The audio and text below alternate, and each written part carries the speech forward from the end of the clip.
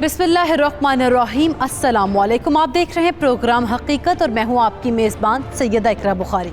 नाज़रीन, इंसान की बुनियादी ज़रूरतों में से एक ग़िज़ा है। इंसान का ईंधन रोटी है और उसी रोटी की खातिर हर इंसान तगोदो में मसरूफ़ है। किसी इंसान को बग़ैर कोशिश के तीनों वक्त का खाना मुयस्सर आ जाता है और कोई भरपूर मुशक्क़त के बाद भी अपने बच्चों को पेट भर खाना नहीं खिला पाता। ये तो कुदरत का खेल है कि वो किसे कितना नवाजती है। मगर यहाँ ख्वाजा मीर दर्द का शेर याद आ रहा है, दर्दे दिल के वास्ते पैदा किया इंसान को, वरना तात के लिए कुछ कम न थे कर्रो बयां। नाज़रीन, इंसान को खुदा ने दर्दे दिल के लिए पैदा किया है। अगर एक शख्स पेट भर खाना खा रहा है तो उसे दूसरे इंसान की भूख नज़र नहीं आ रही, जबकि ऐसा हरगिज़ नहीं होना चाहिए। हमारी आज की हकीकत में भूख ने एक ऐसी दास्तान रकम कर दी कि रूह कांप जाती है। चलते हैं अपनी कहानी की जानिब।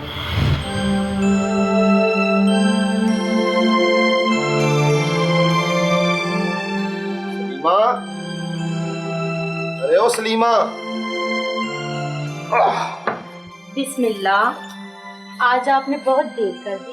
देर तो होनी थी, फैक्ट्री से दिहाड़ी मिलनी थी तो आना था ना। मुझे पता था पीछे मेरे बच्चे भूखे हैं। बच्चे तो आज भी आपका इंतजार करते करते भूखे पेट ही सो गए। ये सामान आ गया है ना, तुम जल्दी से कुछ ना कुछ उनको बना दो। अब तो गैस भी चली गई, अब सुबह ही इन्हें बना कर दूंगी। भाई बच्चे भूखे सो रहे हैं, तुम लकड़ियां जला के कुछ बना दो। मैं तो कहती हूँ अब बच्चे सो गए हैं, सुबह इन्हें कुछ बना दूंगी ताकि कल उनका सारा दिन भी गुजर जाएगा। यार सलीमा, हमारे बच्चे कब तक ऐसी जिंदगी गुजारेंगे? मुझे तो बहुत तरस आता है अपने बच्चों पे। कभी कभी तो बच्चों की हालत देखकर मेरा दिल करता है कि उन्हें यतीम खाने ही भेज दूं। कम से कम वहां 2 वक्त की रोटी तो खा सकेंगे। सलीमा, कैसी बातें कर रही हो तुम? मैं अपने बच्चों के लिए हर मुमकिन कोशिश तो करता हूँ कि कुछ ना कुछ लेकर आऊं। और रही बात यतीम खाने की, तो मेरे मरने के बाद मेरे बच्चों को यतीम खाने भेजना, ऐसी बातें मत किया करो। मेरा दिल चीर देती है तुम्हारी ऐसी बातें। मैं आपका दिल दुखाने के लिए ऐसी बातें नहीं करती हूँ, बस बच्चों की भूख मुझसे ऐसी बातें करवा देती है। मुझे अंदाजा है सलीमा, तुमने गुर्बत में मेरा जिस तरह साथ दिया है, तुम्हारी ये बात मुझे बहुत हौसला देती है।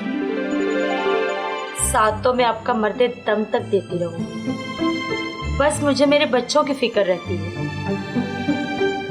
चलिए, आप थक गए होंगे, आराम कर लीजिए।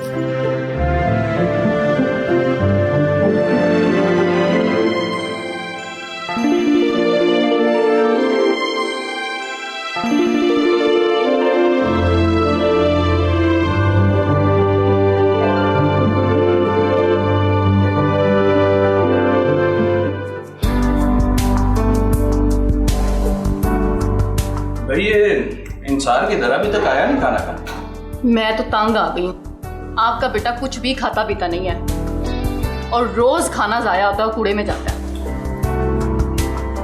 इंसान बेटा बाहर आओ। अच्छा वाला कार्टून देख रहा था मैं। बेटा, तुम्हारी मामा कह रही है तुमने अभी तक खाना नहीं खाया। चलो शाबाश, खाना खाओ। मुझे भूख नहीं है। बेटा, अगर तुम्हें ये खाना पसंद नहीं है तो मुझे बताओ, मैं कुछ और मंगवा देता हूँ। मुझे कुछ भी नहीं खाना। आप मेरी बात समझ क्यों नहीं रहे? देखा आपने, ये ऐसे ही करता है। मैं दिन में भी बड़ी मुश्किल से खाना खिलाती हूँ इसको। मेरा बेटा, चलो शाबाश, खाना खाओ। ये शाबाश, खाओ।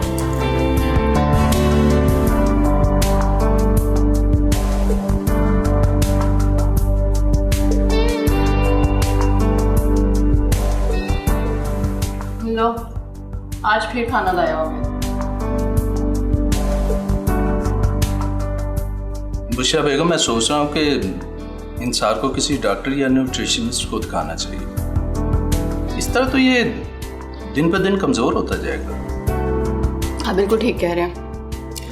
खैर छोड़ें, आप ये बताएं आपके फैक्ट्री के मामलात कैसे चल रहे हैं? बस ठीक चल रहे हैं यार। कुछ लोगों ने स्ट्राइक कर रखी है कि हमारी तनख्वाहें बढ़ाएं। मैंने भी सोचा है कि कुछ नई भर्तियां करके इन स्ट्राइक करने वालों को बारी बारी फारग कर। मुझे अच्छी तरह याद है 6 माह पहले भी स्ट्राइक की थी और आपने सबकी तनख्वाहें बढ़ा दी थी। और अगर ये लोग इसी तरह करते रहे ना तो रोज बार बार हम लोग कहाँ से तनख्वाहें बढ़ाते रहेंगे। यार मैं भी कोई बच्चा थोड़ी, आखिर बिजनेस की समझ रखता हूँ। पिछली बार भी मैंने चंद गिने चुने लोगों की तनख्वाहें बढ़ाई और उन्होंने खुद ही दूसरों को संभाल लिया, मगर इस बार मैं इन्हें भी फारग कर दूं। वैसे ना ये जो गरीब लोग होते हैं ये ऐसे ही होते हैं, इनको हाथ पकड़ाओ तो ये गले ही पड़ जाते हैं। ठीक है जी। गुशा बेगम, मैं सोच रहा हूँ कि इंसार को फैक्ट्री ले जाया करूँ ताकि इसका ज़हन भी कुछ चेंज हो जाए। आप बिल्कुल ठीक कह रहे हैं, उसको ले जाइएगा। बिल्कुल जी।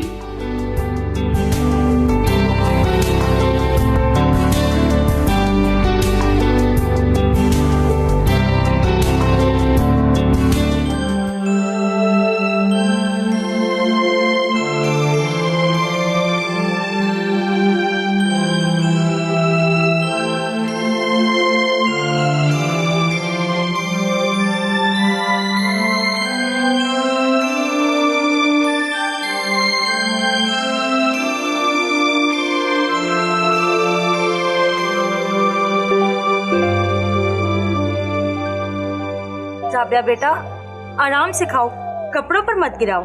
खाने तो जैसे खाती है वो, देखो तो सही मेरे बच्चों को कितनी भूख लगी हुई है। अम्मी सालन खत्म हो गया। इतना ही था बेटा, सबने खाना है। राबिया बेटा, मुझे तो पहले इतनी भूख थी, मैं फैक्ट्री से भी लेट हो गया हूँ। मेरा बेटा ये तुम खाओ और मैं फैक्ट्री के लिए तैयार हो रहा हूँ।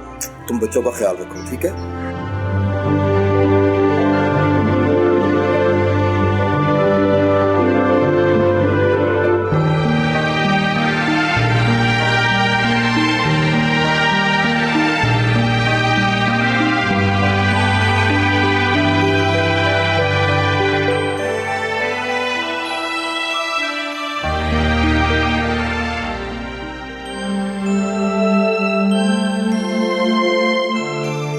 आपने ठीक से खाना नहीं खाया।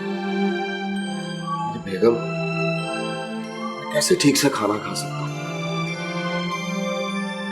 मेरे बच्चे भूख से बिलख रहे हैं। चाय। अरे ये क्या, थोड़ा सा दूध था, उसकी भी तुम चाय बना लो। अरे भला यही तो मेरी बच्चियों को थोड़ा थोड़ा पिला देती है। उन्हें कल दे दूंगी, आपने रात को भी खाना नहीं खाया। बेगम, मैं तो भूख बर्दाश्त कर लेता हूँ, लेकिन बच्चों का नशो-नुमा का टाइम है, उनको ग़िज़ा की बहुत ज़रूरत है। ग़िज़ा की जितनी उनको ज़रूरत है उतनी ही आपको भी है। खैर, फैक्ट्री से कुछ उधार मिलता हो तो पकड़ लीजिए। वो दिहाड़ी टाइम पे दे दे, यही बड़ी बात। ये चाय भी तुम पियो।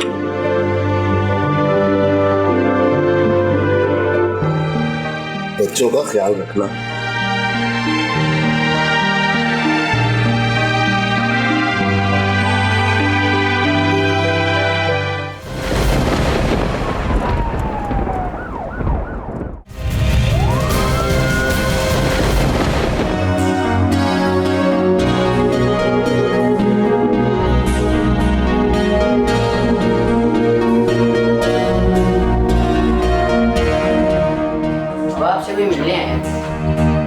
मिलने आया? कौन है? वो कह रहे हैं कि आपकी फैक्ट्री से हैं। बुलाओ। आ जाइए। अस्सलाम वालेकुम सर। वालेकुम अस्सलाम।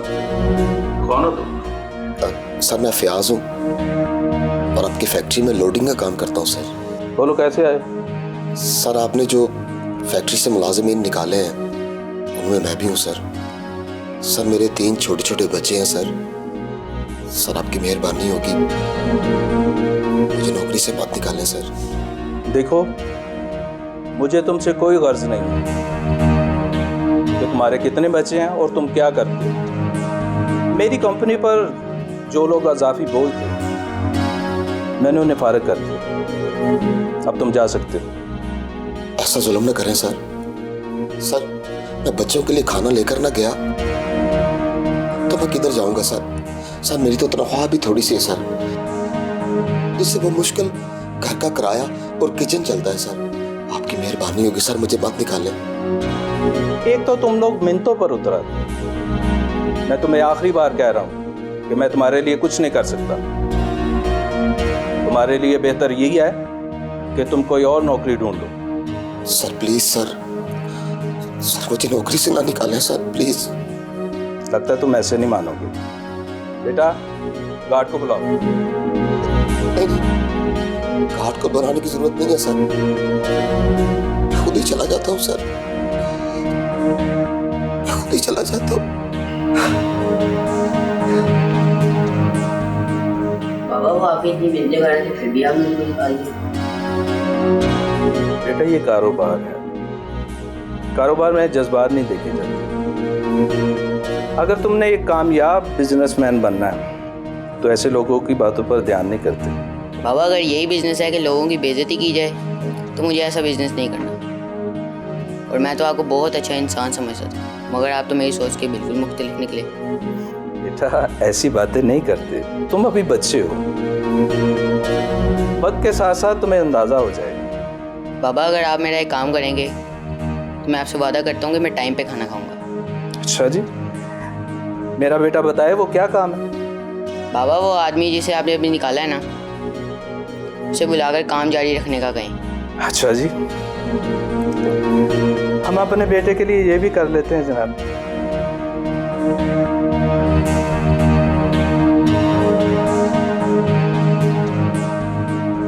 हाशिम, ये फैक्ट्री में एक आदमी है जो लोडिंग का काम करता है, फयाज नाम है उसका। उसे रख लो, उसे ना निकालो, ठीक है? चल, अब खुश हो? थैंक यू बाबा। चल।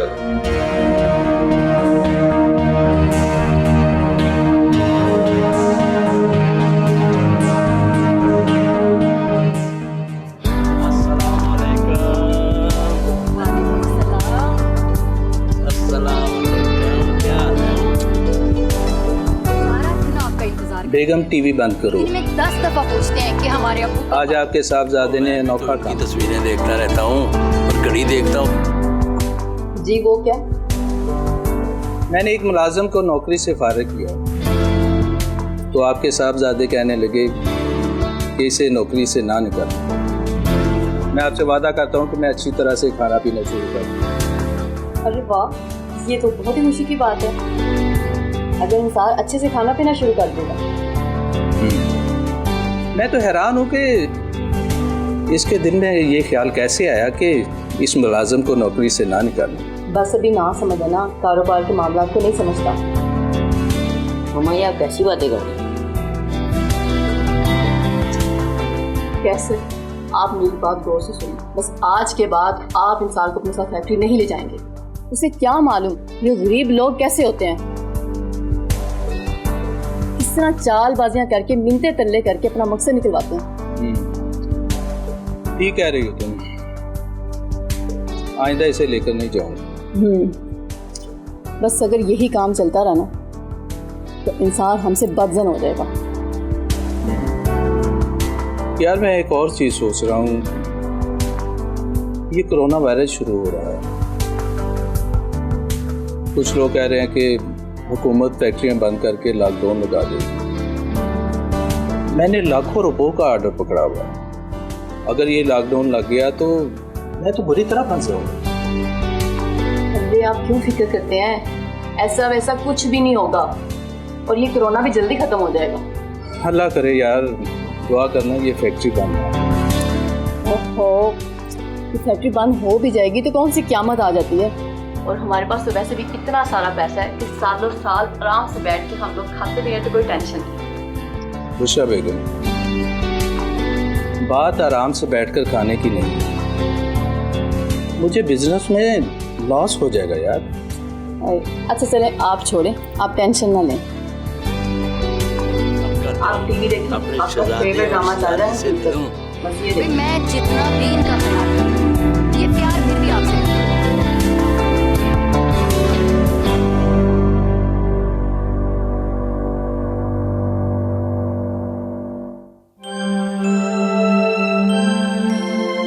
फ्याज, फ्याज, हाँ, अब क्या होगा? कोरोना की वजह से आपकी फैक्ट्री भी बंद हो गई है। हमें तो कोई उधार भी नहीं देता, क्योंकि लोगों को पता है हम उन्हें वापस नहीं कर सकते। मुझे तो कुछ समझ नहीं आ रहा सलीमा। पहले फैक्ट्री के मालिक से मिन्नतें कर कर नौकरी बचवाई, अब इस कोरोना की वजह से फैक्ट्री बंद हो गई, सब काम रुक गए। हमारे तो सब रिश्तेदार भी गरीब हैं, रोज कमाकर रोज खाने वाले हैं। हम अपने बच्चों को लेकर कहाँ जाएंगे? सलीमा, तुम बिल्कुल ठीक कहती थी। हमें अपने बच्चों को यतीम खाने में दाखिल करवा देना चाहिए। कम से कम वो वहाँ खाना तो वक्त पे खाएंगे ना।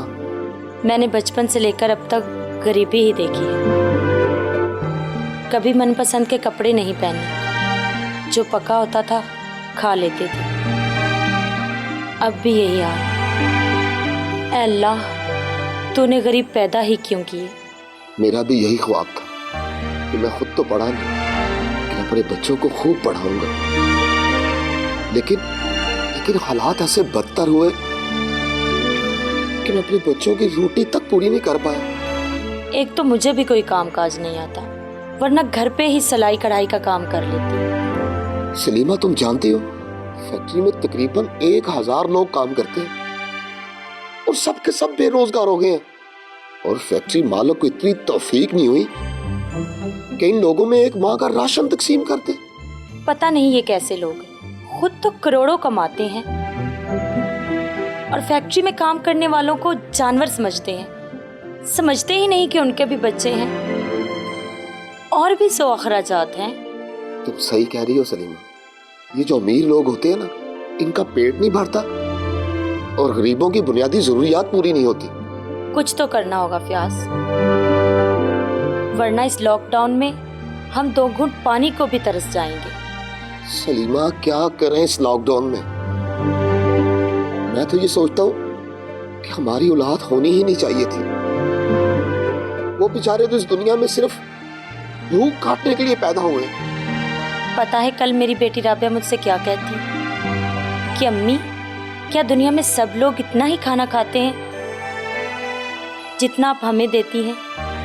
उसकी ये बात सुनकर मेरी आंखों में आंसू आ गए। मैं उसकी किसी बात का कोई जवाब न दे सकी। यही सोचता हूँ मैं कि हमारे हालात भी ठीक होते, हम भी अपने बच्चों की हर ख्वाहिश पूरी करते, उन्हें शिकायत का मौका ही ना मिलता। अगर ऐसे ही चलता रहा तो हमारे बच्चे तो वक्त से पहले ही बूढ़े हो जाएंगे फ्याज।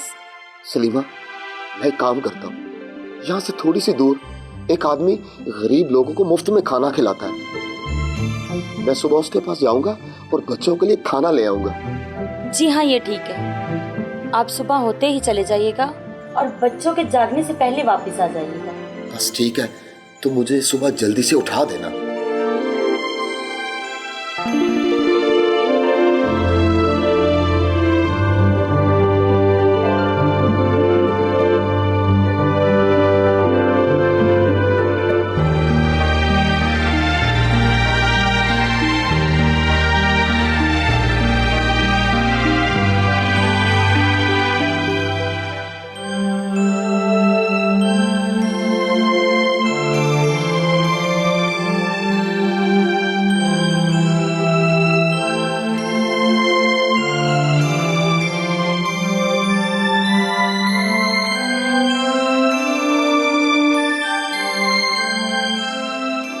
अल्लाह ऐसे नेक लोगों को आबाद रखे जो दूसरों का सोचते हैं। देखो सलीमा, उस नेक आदमी ने हमें कितना ज्यादा खाना दे दिया। जी हाँ, अल्लाह से लोगों को सलामत रखे, आमीन। और मेरे बच्चों को।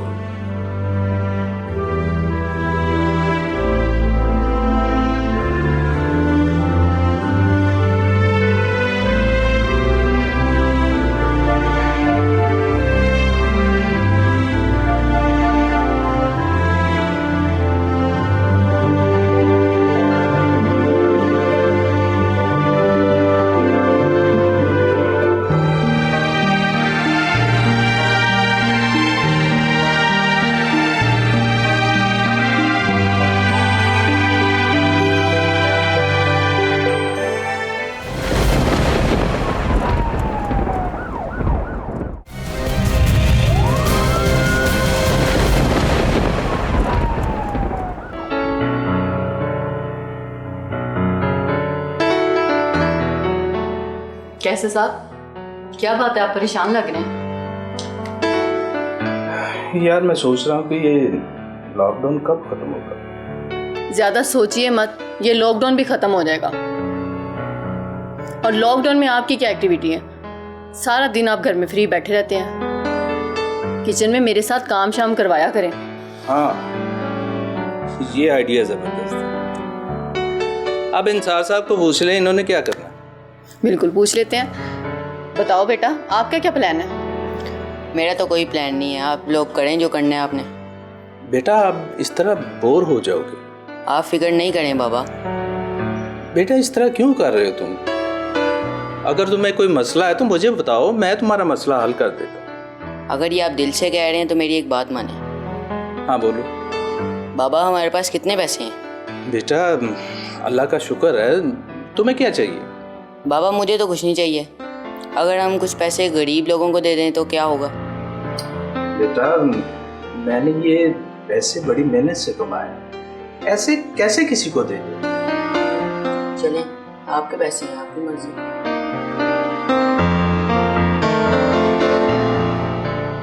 ये इसे क्या हो रहा है? ये दिन ब दिन जिद्दी होता जा रहा है।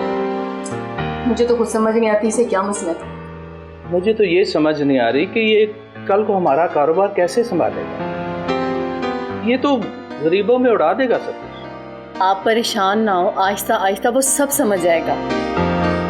अच्छा मुझे ये बताएं, लॉकडाउन से पहले जो मैंने ज्वेलरी का ऑर्डर किया था वो मुझे कब मिलेगी? यार बुशरा बेगम, आप भी अजीब बातें करती हो।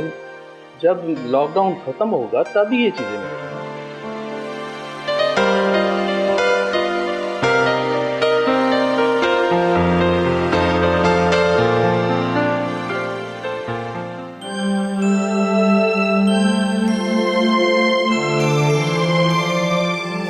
अम्मी भूख लगी है। बेटा सुबह तो खाना दिया था आपको। लेकिन अब तो शाम होने वाली है ना। अभी रात में खाएंगे ना? नहीं, मुझे अभी खाना है। राबिया, जब तुम्हारी मम्मा कह रही है कि हम रात को खाना खाएंगे तो फिर जिद क्यों कर रही हो? ओहो, रुला दिया ना मेरी बच्ची को। अब क्यों खामखा गुस्सा हो रहे हैं? क्या करूं, मेरी कुछ समझ में नहीं आ रहा। जिस बंदे से खाने पीने की कुछ चीजें आ जाती थी वो भी शहर से बाहर जा चुका है। मैं कहां से लाऊं इन लोगों के लिए खाना? कहां से लाऊं इन लोगों के लिए खाना? अच्छा आप परेशान ना हो, मैं इन्हें मिर्चों वाली रोटी बना देती हूँ। हाँ, तुम मेरे रोटी बना दो। जी ठीक है।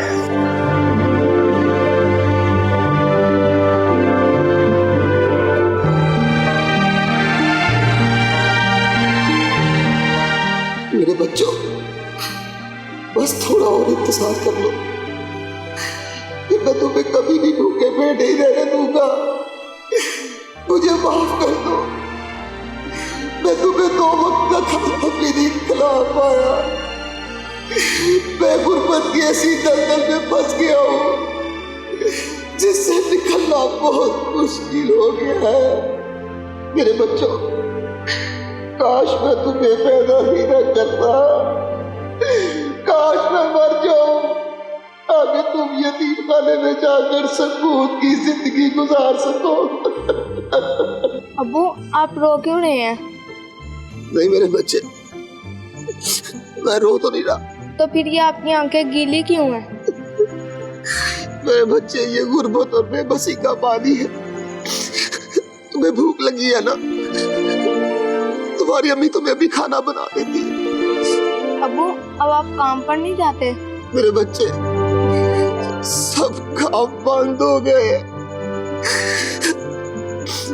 और तुम जाओ, जाकर खेलो तुम लोग। अब्बू खाली पेट खेला नहीं जाता और ये दोनों भी रोती हैं। जाओ मेरा बच्चा, अपनी अम्मी से बोलो वो तुम्हें कुछ खाने के लिए देती है। जी अब्बू।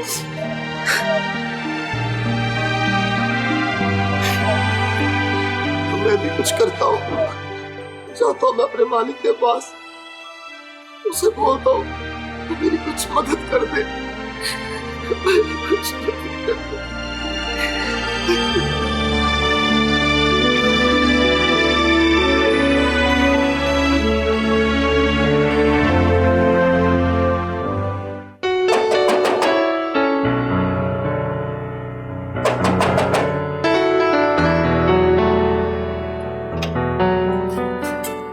अस्सलाम वालेकुम अंकल, आप यहाँ?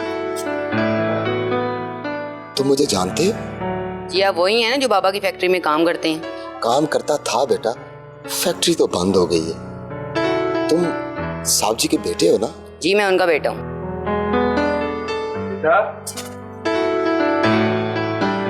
यहाँ? जी साहब जी। क्या बात है? साहब जी, मेरे बच्चे घर में भूखे हैं साहब जी। अगर मुझे कुछ पैसे उधार मिल जाए तो आपकी बहुत मेहरबानी होगी साहब जी। तुमने ये कैसे सोच लिया कि तुम मुझसे उधार मांग सकते? बात भूल गया अपनी? भूख औकात बुला देती है साहब जी। मेरे बच्चे घर में भूख काट रहे हैं साहब जी। उम्मीद की कोई किरण नजर नहीं आई तो आपके दर पर आ गया साहब जी। मैं क्या करूं? मेरी फैक्ट्री बंद है, मेरा लाखों का माल खराब हो रहा है और उल्टा तुम आ गए पैसे मांगने। साहब जी, मैं तो फैक्ट्री खुलने की दुआ ही कर सकता हूँ साहब जी। फिलहाल मैं तुम्हारे लिए कुछ नहीं कर सकता।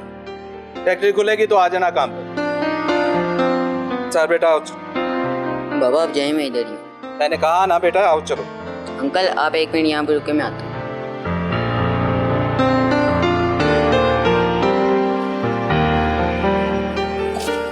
ये ले अंकल, मेरी तरफ से आपके लिए, और ये भीख नहीं है, मेरी तरफ से आपके लिए तोहफा है। शुक्रिया बेटा, वक्त आने पर मैं ये वापस लौटा दूंगा।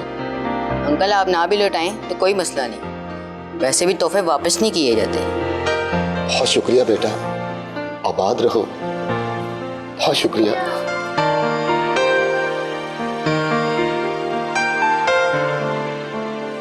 सर बेटा ये सब क्या है? तुम्हें अंदाजा है कि मैं कितनी मेहनत से पैसा कमाता हूँ और तुम हो के हर किसी को पैसे दे देते हो? अंसार तुम हद से बाड़े हो, दोबारा ऐसी हरकत मत करना। मामा उनके बच्चे घर में भूखे थे, जब मैं खाना नहीं खाता तो आपको कितनी फिक्र होती है। जरा सोचें उनके घर में क्या होता होगा। सर बेटा आप ये बातें कहाँ से सीखते हो? गरीबों की हिमायत करना रोज मुझे स्कूल की असेंबली में बताया जाता है। लब पे आती है दुआ बन के तमन्ना मेरी, जिंदगी शम्मा की सूरत ओ खुदाया मेरी।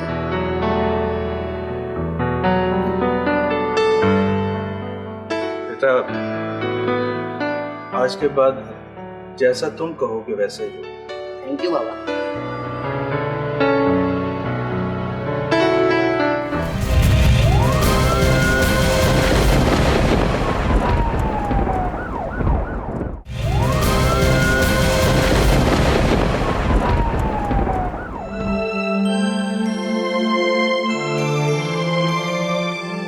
बताओ कैसर साहब के बेटे इंसार का, जिसने आज के खाने के पैसे दिए।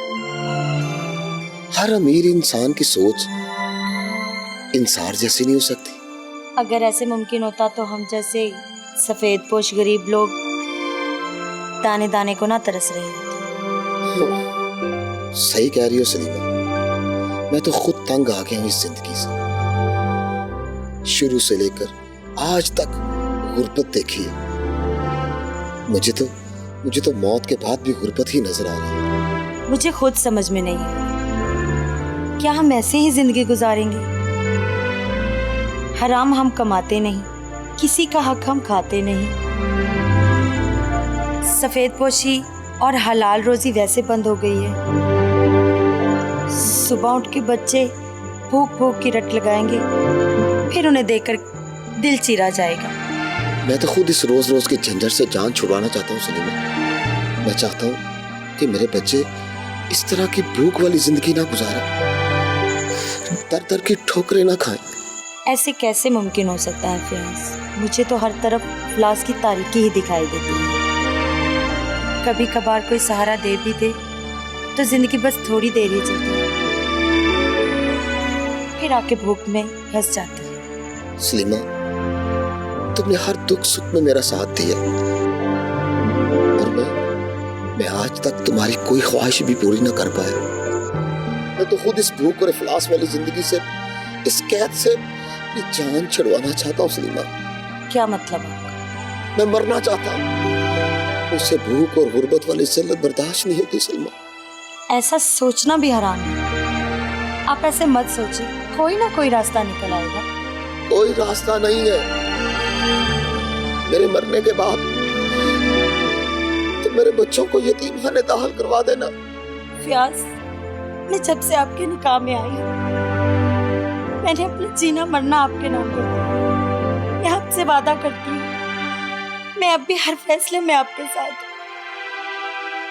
अगर आपने कोई ऐसा वैसा कदम उठाया तो मैं भी आपके नक्शे कदम पर चलूंगी, मैं भी जिंदा नहीं रहूंगी। सो जाए, देखिए शायद सुबह कोई काम मिल जाए।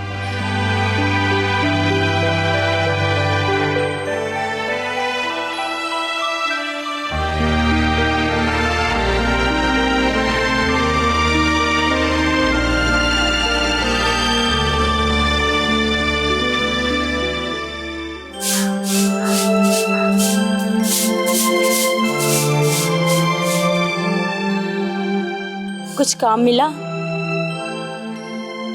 नहीं सलीमा, कोई काम नहीं मिला। मैं थक गया हूं, मैं जलील हो गया इस मुफलिस की जिंदगी से। मुझे माफ कर दो सलीमा, मैं तुम्हारे बच्चों की परवरिश नहीं कर पाया, मैं तुम्हारी कोई ख्वाहिश पूरी नहीं कर पाया। शादी के पहले दिन से लेकर आज तक तुमने मेरे साथ सिर्फ भूख काटी है। अब वक्त आ गया है कि हम इस मुफलिस की जिंदगी से जान छुड़ा लें। सलीमा, मैं बहुत मजबूत आदमी था, मैं बहुत मजबूत इरादों का इंसान था, मगर बच्चों की भूख और संभालने की तलखियों ने मुझे उस रास्ते पर चलने पर मजबूर कर दिया है जो कुफर है। ये मुफलिसी मुझे उस रास्ते पर चलने से मजबूर कर रही है जो कुफर है, कुफर है।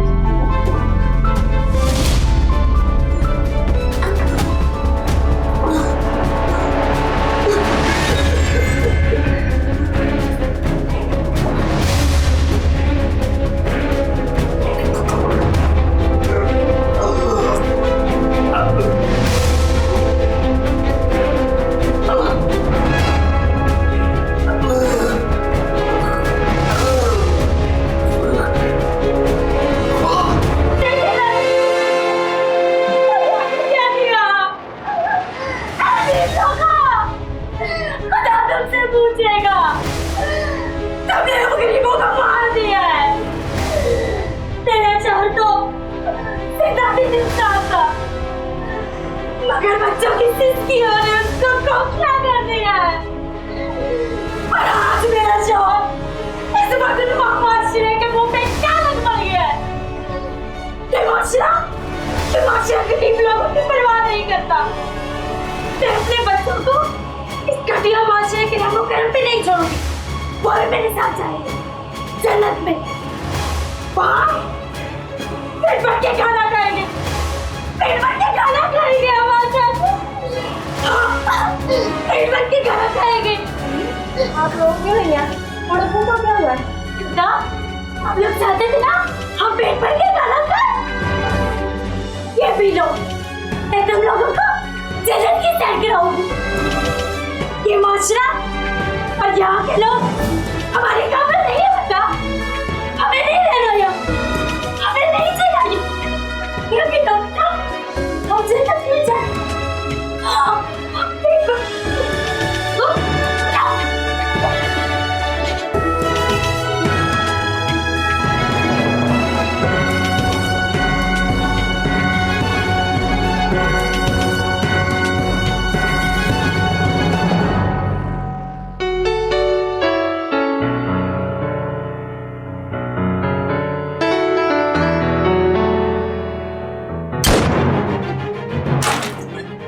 हो गया? इंसान, बेटा इंसान उठो, उठो मेरा बेटा। इंसान, मेरे बेटे, क्या हुआ मेरे बेटे को? कैसे? क्या किया आपने मेरे बच्चे को?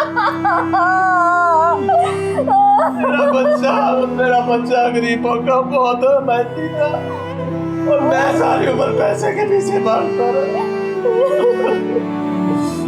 अब ऐसी दौलत का क्या करना कि जिसका वारिस कोई ना हो।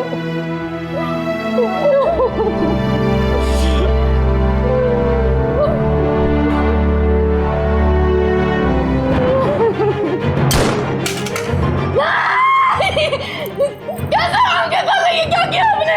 कैसे? आंखें खोलो, ये तुम दोनों ने क्या किया? या अल्लाह, मैं क्या करूंगी? ये खोलो, आंखें खोलो,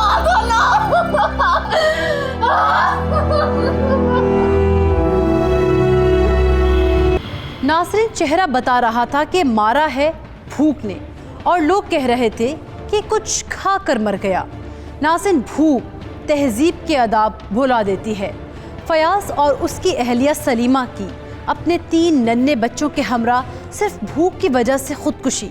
हमारे मुआशरे की नफ्सियात, हमारे हुक्मरानों के वादों, हमारी असम्बली में कानून साजी, हमारा मयार इंसाफ, इंसान के सीने में दर्दे दिल, इन सब पर एक बहुत बड़ा सवालिया निशान छोड़ गई हैं। फ़कत 2 वक्त की रोटी ना होने की वजह से फयाज और उसकी बीवी ने जब आखिरी बार अपने बच्चों के माथे को चूमकर उन्हें मौत की आगोश में सुलाया होगा तो क्या इंसानियत तड़प ना उठी होगी?